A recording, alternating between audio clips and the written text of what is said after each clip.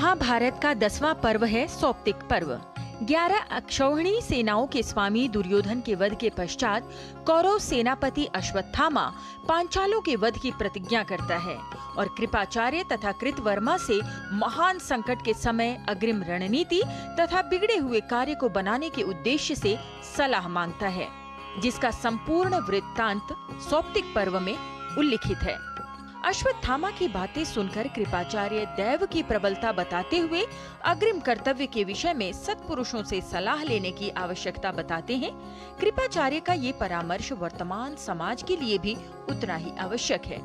सत्पुरुष अथवा वृद्ध जनों के परामर्श के द्वारा प्रारब्ध और पुरुषार्थ से प्राप्त परिणाम के महत्व को बताते हुए कृपाचार्य कहते हैं, आबद्धा मानुषाः सर्वे निबद्धाः कर्मणोर्द्वयोः दैवे पुरुषकारे च परम ताभ्याम न विद्यते।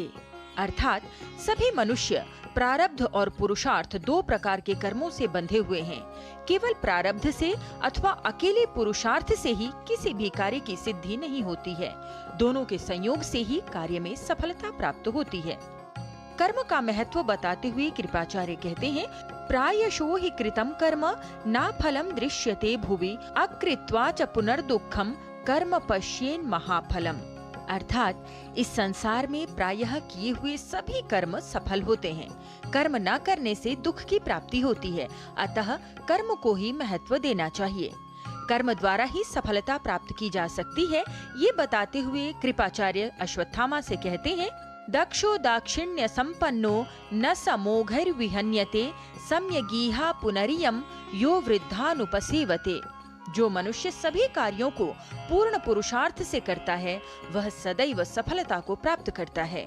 जो बड़े बूढ़ों की सेवा करता है, उनसे अपने कल्याण की बात पूछता है और उनके बताए हुए हितकारक वचनों का पालन करता है, प्रतिदिन प्रातः उठकर वृद्ध जनों द्वारा सम्मानित पुरुषों से अपने हित की बात पूछता है, उसके सभी कार्य सिद्ध होते हैं।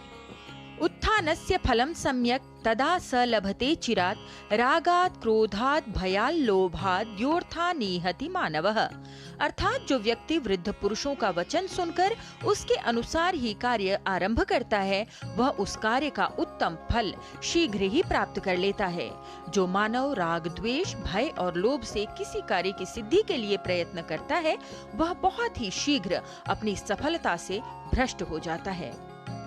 कृपाचार्य कहते हैं, जब मनुष्य मोह के वशीभूत होकर हित अहित का निर्णय करने में असमर्थ हो जाए, तब उसे अपने सुहृद जनों से सलाह लेनी चाहिए।